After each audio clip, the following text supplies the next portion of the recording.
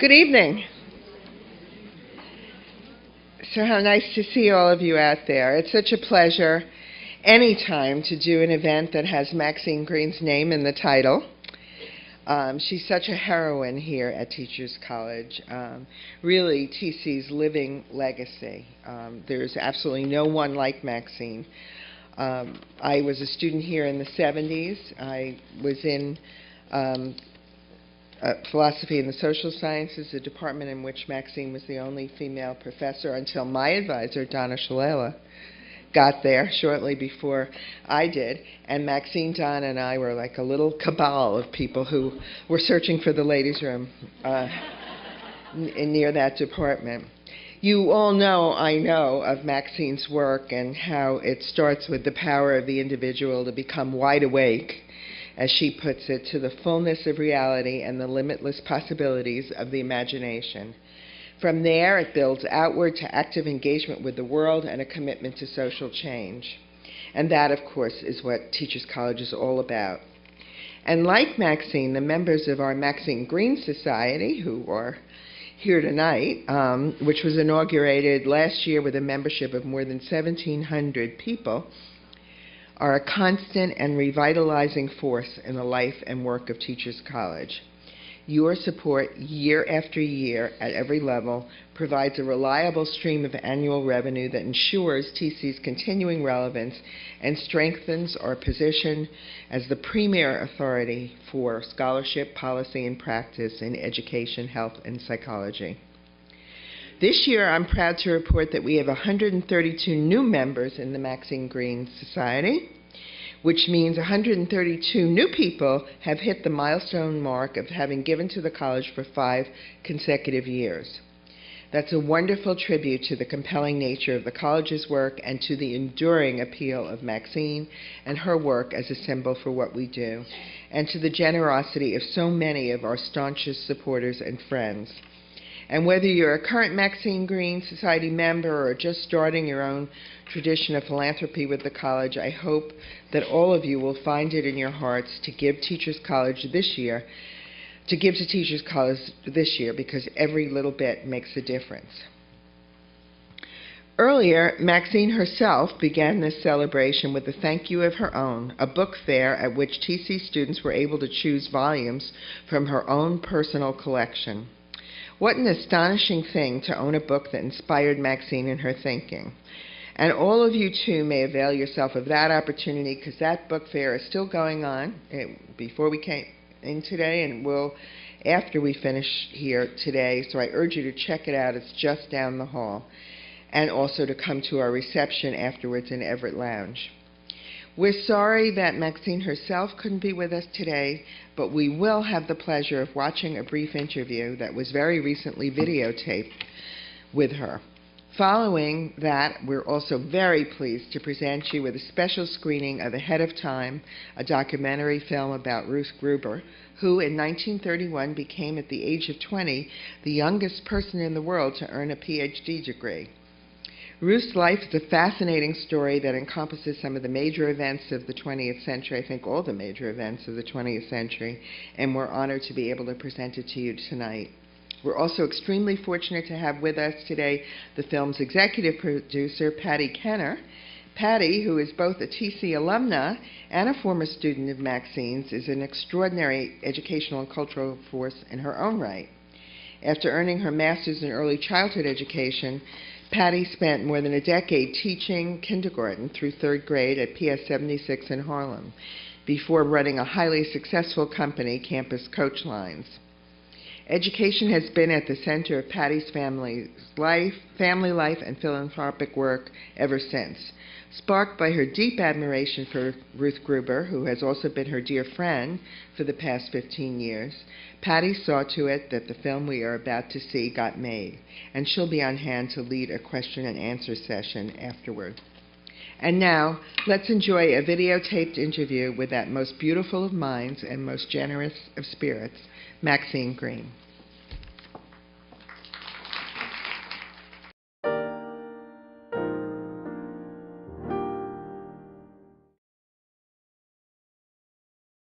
First of all, I think nobody is an individual separate from the culture or separate from the society.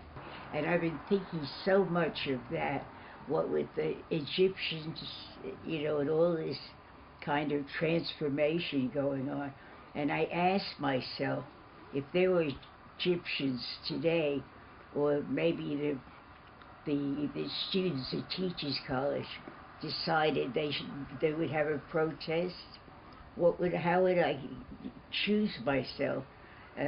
And I'm sure I would choose myself as a member of the group. And I don't know if that's because I was a romantic socialist.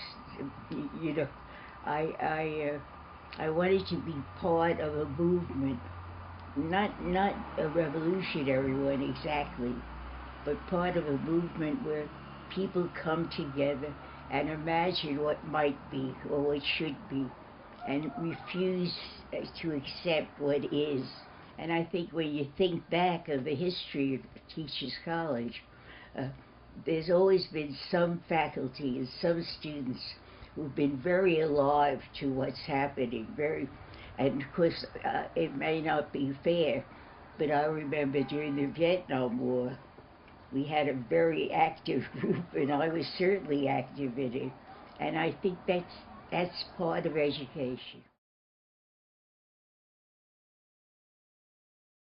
The other thing about Americans and art, I still worry that they commodify. That, a work of art is what it sells for. And all these things about, well, we sold a Picasso for $3 million, that makes Picasso valuable. That's very frightening. And I think one of the things we have to educate to is the danger of commodification and economizing things like that, and all the publicity that comes out of it. And I don't know, we have to, how we educate our children. For example, I worry about the emphasis on celebrity in TV, like American Idol and all that, and it gives kids a feeling of what it is to be successful. Well, we want, at least in education, I want students to become what they might become, and not be sort of tempted with celebrity, with money, with clothes. If we say the main goal of education is to be the dominant economic power in the world, the irony to me is what's happening now with the atom and the radiation, because I keep thinking we started that. We started it for economic reasons, and we kept, the nuclear plants, and I think we have to keep that in mind. The United States is not a pure castle on a hill. Like when they talk about the race to the top, I get, if I'm a kid now, and you tell me I have to race, I think I'm not such a fast runner. I'll be right at that. So it's a very peculiar distortion of meritocracy, So I worry about the humanists in education are kind of retreating. Of course, Dewey, democracy in education, and some existential writing, like The Primacy of Perception by Merleau-Ponty, The Stranger by Camus, and The Rebel by Camus. I think of great novels, and there are great novels. So I've been reading The Magic Mountain again, and I recommend and to me, one of the great books ever written was Moby Dick. And some people say, oh, well, that's a man's book. But it isn't. It's a universal book. And then Virginia Woolf, To the Lighthouse. So there is so many more than I can name. But I just tell you, I think part of it is the importance of imagination. But if I didn't read a lot, I'd be so depressed, you know, like I get lonely, or I miss my husband and my daughter died, and then I think I can not retrieve, but find an alternative reality in a novel or, you know, or poetry.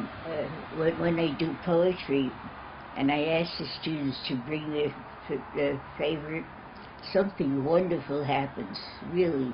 It's like magic when the students talk about their own personal expression. So I believe in literature, but we have to have sensitive teaching. We have to have teachers who themselves have loved literature, and not just literacy. That's what I'm trying to write about now. I think we're at a moment of important change. I don't know in what direction, but I know the fixed and the solidness are disappearing. So we have a lot of choices and a lot of thinking to do, and have our students do. I majored in history when I was in college, and when you think of history, you know, the bumps, the wheels, the changes, I want students to realize that we're in the midst of a very important moment, and God help us if we make mistakes. Like, I think one of the greatest mistake we made was bombing Japan. Really, I mean, look at the result now. I mean, all of this atom thing is awful. That's the other thing. I was saying that to somebody. Say, how do you blame your own country? I said, but you have to be honest. We have to blame our country for bad things, evil things that it did. And I want students to do that without becoming really crazy revolutionaries. Good evening.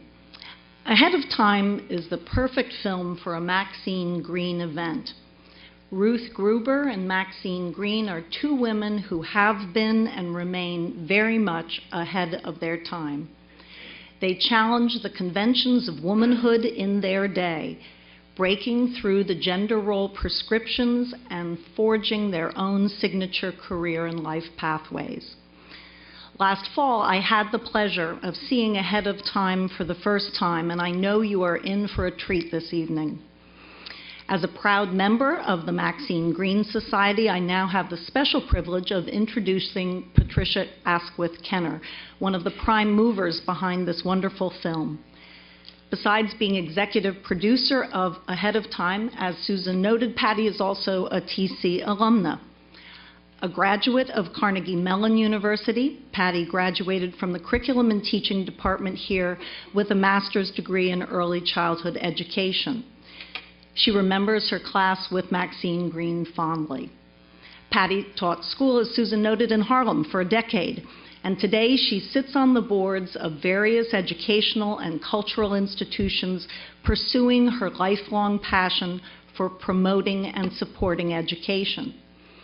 In a sense, her transition into filmmaking is not a career change, but a shift in the locus of her teaching from the classroom to the theater.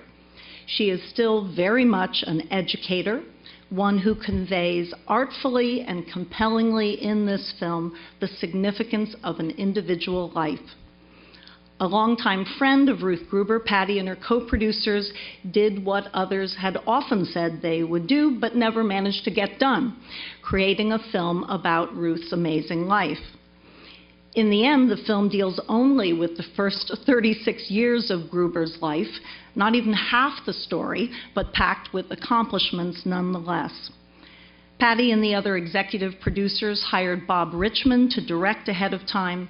They raised money for the film and spent hours interviewing Ruth Gruber about her incredible story. The result is a highly entertaining and inspirational film that has won awards at least 4 film festivals nationwide. After the 73-minute film, you will have the opportunity to speak with Patty about her achievement, the challenges, hurdles, and unexpected delights of this labor of love. Once again, I speak on behalf of all of us here in thanking Patty for bringing this wonderful film to Teachers College for this evening. Thanks. Well, thanks so much, Patty. That was as much fun, if not more, the second time around. It was so delightful. So we're going to have an opportunity to ask Patty some questions. The microphones, I believe, are at the end of each of these aisles. So if you have a question, please feel free to come forward. I'm going to get the ball rolling because I want to ask Patty that if you were to make a sequel about the next many, many decades of her life, what would that be like? I have no idea. I'm not interested in making a sequel. I just thought that this was a story that had to be told, and so many filmmakers during the whole time I've known Ruth, documentary filmmakers who've won Academy Awards have come up to Ruth and said, I want to make a film of your life. So many people have suggested it, and I always said to her, that's a great idea. Let them do it. I run a bus company in New York. I was not thinking of doing this. Finally, on her 97th birthday, I turned to her and said, this is ridiculous. Your story is amazing, and it has to be told, and I'm doing it. So I just decided to do it. You saw a lot of names. I have a lot of friends. Ruth has friends, and about 150 people donated between $25 and $100,000 and helped me, and I paid for the rest. It was just something that I thought was important to do. If this was your friend, don't you think you'd feel you had to do this? Absolutely. Well, let me ask a follow-up question then. What was her reaction when she saw the film for the first time? Ruth's very happy with the film. She's very modest. So she was afraid. She said, just make sure it's not a fluff piece. Could you imagine with a life like Ruth, there's not one fluff in it. But she's very proud. Every time she sees it, she says, oh, you changed it. So we didn't change it. Should I see something new in it each time? And I do too, all the times I've seen it. But she's very proud. She's very humble, and she's very proud. She thinks this is the way you have to live your life. She's been in a lot of, very lucky circumstances, but she made them happen. She met Helen Reed, who took her on, and she took advantage of every opportunity. What's really interesting is Helen Reed had lost her daughter, and we think that she saw Ruth kind of as her daughter. But Ruth certainly merited the attention and the trust that Helen had in her. Yeah. Certainly one of the best things, I think, about Ruth Gruber is kind of a self-effacing quality of such a sense of humor. Right. She just is incredibly human and obviously so accomplished, and yet what comes across is just this kind of lightness of being. Yes. That is so wonderful and so engaging. So in a sense, she's the perfect subject for right. film, because that wit, that personality, little irreverence right. Comes across so vividly using the format of a film, obviously. Yes, the director was once asked, was she an easy subject? Yeah, yeah. And he said, a wonderful subject, because you see her true personality come through, her brilliance and her kindness and her humanitarianism and her sense of humor, yeah. All of that. And so, as I read some of the reviews online of the film, this was Bob Richmond's first effort at directing, right? Yes, what had happened was when I decided that I was making a film on my friend Ruth, Doris Schechter, who has a restaurant, My Most Favorite Food, on 72nd Street, was brought by Ruth on the Henry Gibbons from Italy to the camp in Oswego, New York. And they reunited 25 years ago. And I turned to Doris and said, you want to help me with this film? She said, yes, of course. I said, you know any producers? She said, yes, I know Ziva Oldbaum, who's done a film called Renee and I, about twins who were experimented on by Mengele in Auschwitz. It was done very well, and Ziva liked Ruth. Ruth liked Ziva. Ziva had read some of Ruth's books. And we asked Ruth if she liked her. Yes, I'll do it. Okay, who's going to be our director? Ziva said, well, I know a choreographer who's wonderful. I mean, not a choreographer, a cinematographer who's wonderful. His name is Bob Richmond, and he did An Inconvenient Truth, My Architect. And I said, oh, I love those films. She said, I believe, and since he's won Best Cinematographer at Sundance for the Anna Wintour story, the September issue. And she said, I believe he could be a great director. Give him a chance, Patty. I said, okay, what do I know? He's got a chance. So we used him, and then he said, I know a wonderful editor named Sabine Krayenbuhl. She's a Swiss woman who also worked with him on My Architect, and she did another film that I love called about the ballroom dancing in New York City school children. What? Mad Hot Ballroom. I said, I love Mad Hot Ballroom. Definitely Sabine can do it. I said, the only stipulation is you have 1 year. Ruth's 97 years old, and they said, okay, we can do it. Now, what's really lucky is that you saw when when Manya was talking, Ruth was going through a notebook. And those, if you look carefully, it had Manya Breuer's name on it, and it had all the camps Manya had been in. Ruth kept notebooks. Every single place she went, every person she interviewed, every situation, she wrote down. Not only did she have thousands and thousands of photographs, but notes. So Ziva put all that in order, and so it's, of course, not easy to make a film, but when you have material like this, you know, it's easier. That's right. I mean, I'm sure she has a phenomenal memory as well. But you can see her memory. Yes. In 1951, we were walking down the street, and, you know, some of us can't remember where our coat is. Right. She seemed to be able to capture the conversations, what her mother said, or what one of the, figures that she sort of came to blows with, what so-and-so said. So all of that was quite remarkable, but yes, very much buttressed, I'm sure, by the detailed notes and the photographs. The she's film a great footage. subject. Oh, my goodness, she's just perfect. Well, Susan. I was curious, when you watch this film, Ruth comes across as so heroic and so iconic, and I'm curious, since you know her in real life, is she aware even of the magnitude of what she's done and how it is inspirational to people, to women especially, and just her impact in history? What is her reaction to that, if she even has one, or is it just this was her life and that's what it was? This is her life. She's very modest. She knows that she was in wonderful positions to help people. She knows she's a rescuer. She knows she's a great humanitarian. She thinks that was the right thing to do, but she does not have any blown-up vision of herself as this holier-than-thou fabulous person. She just thinks, what's really interesting is she's so down-to-earth. The reason that my friend who's going to be 100 in September is not here is because her son is giving a speech at CUNY, and that's where she is. It's not that she's home rocking in a chair. She goes out all the time. She often, if her son wasn't in town, you would definitely be the next choice, but she loves to brag about her children. Her son, David Michaels, is the head of OSHA. So, under secretary in Obama's cabinet, he's a very brilliant, wonderful man who spends his days making sure workers are safe. Right. So it's the same idea. He learned from his mother.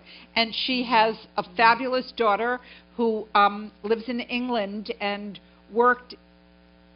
did films for the BBC on the Gulf War. So she has a fabulous family. She'll tell you she has 4 brilliant Jewish grandchildren, typically brilliant, and she's very down-to-earth. She does not see herself as a person who saved the world. And Bartley Crum said she raised the conscience of men and absolutely had a part to play in the creation of the State of Israel.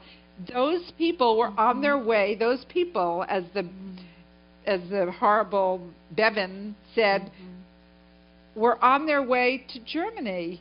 And she sent these photographs, and the world took it to heart, and Israel was born. Well, I think that's what comes across is, without fanfare, without a sense of self-importance, but with a profound sense of conviction that this is the way one should lead one's life. Right. And there are no other alternatives. Right. So what's the fuss about? Because right. of course this is what you would do, except that probably 90% of others wouldn't necessarily have done that. But the notion here that she so very much essentially changed history because of the choices that she made, I think are just a profound reminder to all of us of our personal responsibility in these extreme situations. And what's really interesting is Ruth would say, we went to the 92nd Street Y last week, and someone asked her a question, and I said, I don't want to correct you, but what I have learned from you is that you would say, each one of us has tools, and we have to look inside ourselves and see what our tools are. Ruth said, my tools were my camera and my words. And that's how I was able to make changes in the world. And each one of you is capable of doing the same thing. Look within yourself and find your tools. And she said, thank you, Patty. Because, many times she doesn't come with me when we speak. We've been very, very lucky. We've been received in film festivals around the world. I think it was Margaret who said we've won 4 Best Documentary awards in film festivals. We've been in the Berlin Jewish Film Festival. We just were asked to come to the Zagreb, Croatia Jewish Film Festival, Vancouver and Minneapolis and Dayton. I mean, it's unbelievable. I was at the University of Delaware talking to students last week, and one young girl said to me, thank you, this is just what I needed. I'm so inspired. And I guess the best thing so far, at the Hamptons International Film Festival in Long Island, a young boy came up to me. He said, I'm in the 8th grade. I hate documentaries.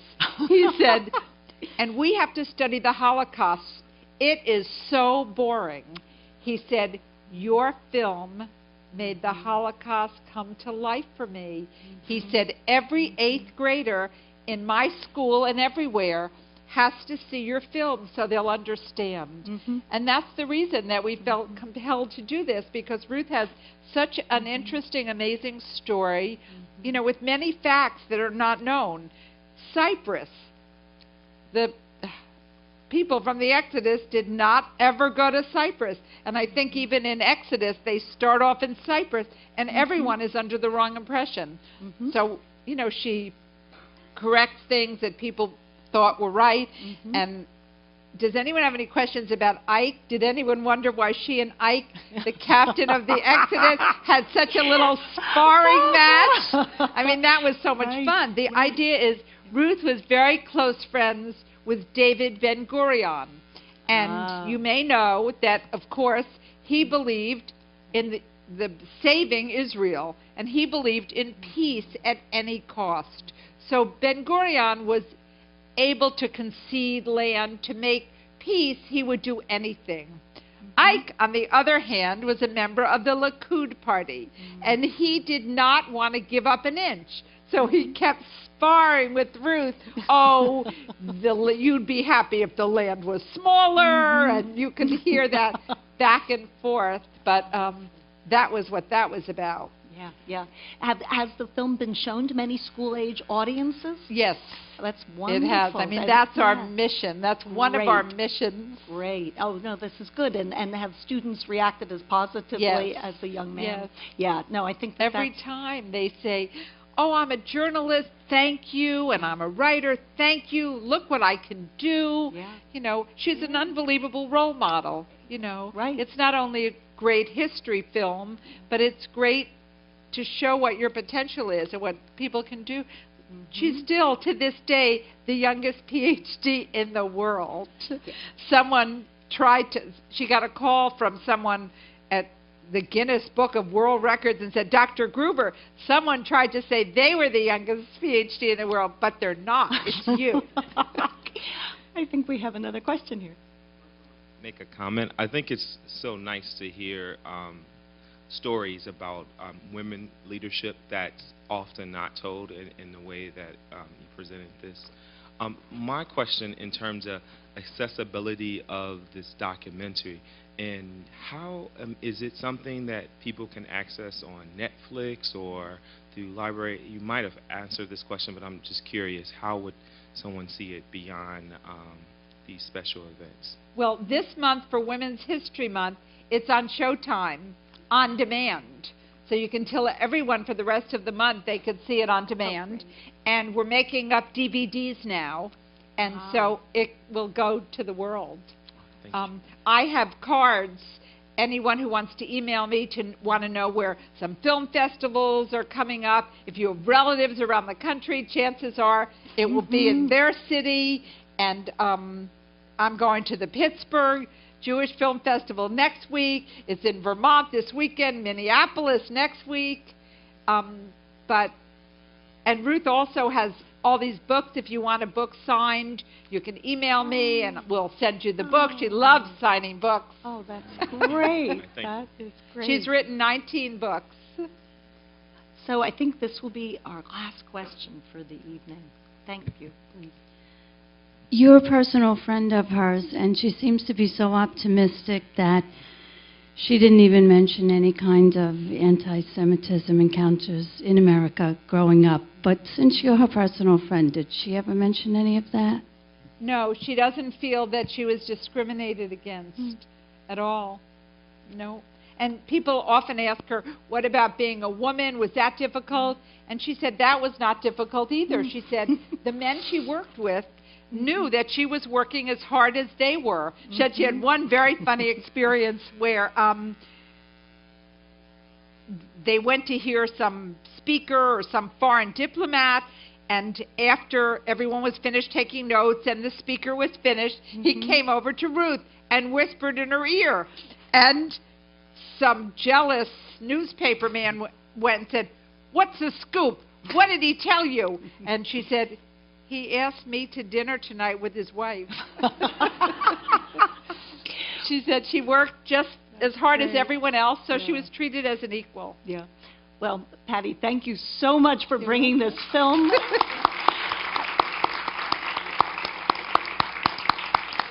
I think it's such a special opportunity to be able to speak with a filmmaker, because I think the backstory and all of the ancillary stories just make a very rich experience even richer. So thank you so much. Thank you. And thanks to all the members of the Maxine Greene Society for coming out this evening and for your long-standing support of Teachers College. So I hope everyone will come to the reception in Everett Lounge now, and the book fair, which is around the corner in Horace Mann 138. So thanks again for coming. Enjoy the rest of the evening. And I have cards if anyone wants them.